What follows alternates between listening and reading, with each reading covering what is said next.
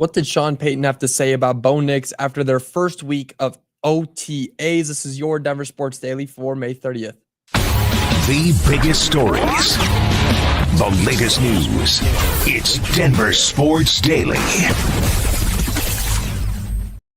Happy Friday, everybody. I hope it's all going well so far. Bo Nix and Sean Payton took the podium yesterday after the first week of OTAs to answer some questions from the media.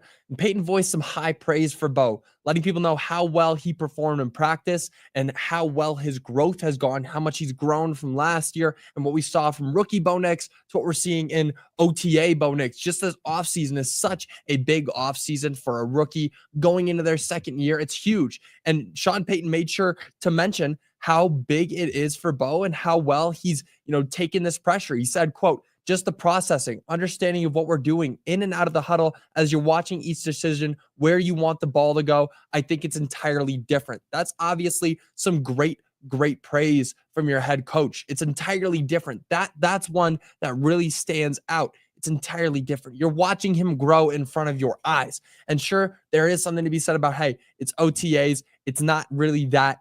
It's not that game time situation. Things go differently when you're actually on the field at Mile High or anywhere you're traveling.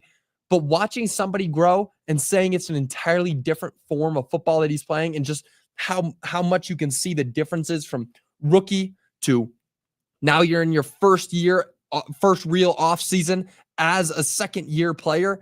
It's huge to get that praise. Now, Payton was clearly pointing out the growth, again, that Nix has had this offseason, and it's clear that he has some high expectations for him next season. But Bo doesn't necessarily like looking at those expectations. It's following that up with, quote, if we were all what people said we were going to be, we wouldn't play the season. We wouldn't just finish with the final standings of what they said we were going to be. That's what Nick said. I love that. We wouldn't just play the season. We wouldn't do that because that's what people are saying we're going to be. We wouldn't go out there and play. What's the reason to play if people are already pointing out what we're going to do? That's great. Don't listen to that outside noise, Bo. Just go out there and play your game. That's what he's doing. He's growing. He's blocking it out. He's putting on the headphones. He's saying, I'm not hearing any of that. I'm going out there to work right now. Now, Payton went on to say he went on to go and say that Nix is still a nobody, quote. I love that.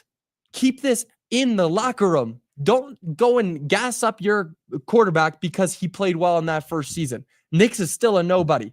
And both seem to take that with pride, following up with another quote saying, he's right. I haven't done anything up until this point. I've got a lot to prove, a lot to show. Every day it's working. Every day it's getting better. You don't want to get a year or two down the road and get stuck. I love this. I love this. Getting me fired up. Don't listen to any of this. Block out the noise. Now, there's a lot of confidence in this locker room, and you can feel how contagious it really is. This Broncos team is going to be a problem this season because of the way Bo brings a confident yet humble personality into the locker room, and that is contagious. Humbleness, humility mixed with confidence is the best two things that you can have as a quarterback. That's like my dream quarterback right there. I wouldn't want anything else. I don't want a quarterback who's going out there saying, yeah, I'm going to throw for 5,000 yards and then go out there and, he doesn't do anything. It kind of reminds me like Anthony Richardson. If we're really going to talk about players like that, I mean, this guy was tired, so he needed to sit on the bench. You'll never see that from Bo Nix. He's out there to win. He's got that winner mentality. He is so strong in the head, and you see quotes like this, and it just gets everybody fired up in the locker room. Everybody's like, you're right. No, we're all nobodies. We're going to keep working. We're going to keep grinding, and we're going to go out next season, and we're going to be a freaking problem. I cannot wait until this season begins. And honestly, it's right around the corner. People are thinking it's going to be a while until we get more pro sports back. But hey, it is not that far out. We are about 2 months away from training camp. And then the season just gets going right after that. Now, moving on, the Avalanche seem to have mutual interest in extending one of their biggest trade acquisitions of the season. Now, the Avs backed up a trailer to get Brock Nelson in hopes to win another Stanley Cup. And with that loss in the first round, it seemed like the trade was a total disaster, as Nelson was likely to leave in the offseason. Now, luckily enough for the Avs, Nelson might be staying. According to a report, there seems to be, quote, mutual interest from both Nelson and the Avs in exploring a new contract. Now, that contract won't actually get started, or we won't really see kind of the outlines of what it's going to look like until June when they get together and kind of start talking about it. But until then, we can get excited about knowing that Nelson has that mutual interest that the Avs do in coming back to play in Colorado. Now, Nelson wasn't great for the Avs this season, but to be fair, he didn't get much time to get acclimated. We got to remember, he was widely regarded as the best trade target on the board at the deadline. I mean, the Avs needed a second-line center. They got the best one available. Every draft board you saw, the trade block, or not draft board, the trade block that you saw, everything that pointed at who are the best trade acquisitions around the league, Brock Nelson was at 1 on most of those lists, and the Avs went out and got him. They did such a good job at bringing in good playable players through trades this season. It's one of the best, trading teams I've seen in the year. And they went out and they did the right things. Of course, Mikko Rantanen, hey, it didn't really work out there as he ended up, sending the Avs to bed, sending them to Cancun in the first round in Game 7. But now look where they're at. They just lost in the Western Conference Finals. But hey, you watch what this team did. Give them one more year. Give them this year, and then next season, there's a good chance they could go back to the Stanley Cup. Now, this offseason, again, is going to be tricky for the Avs. But if they could keep most of their players that they traded for, starting with Brock Nelson, they could go back to the Stanley Cup next year and at least extend the time period that their window is open for a few more years.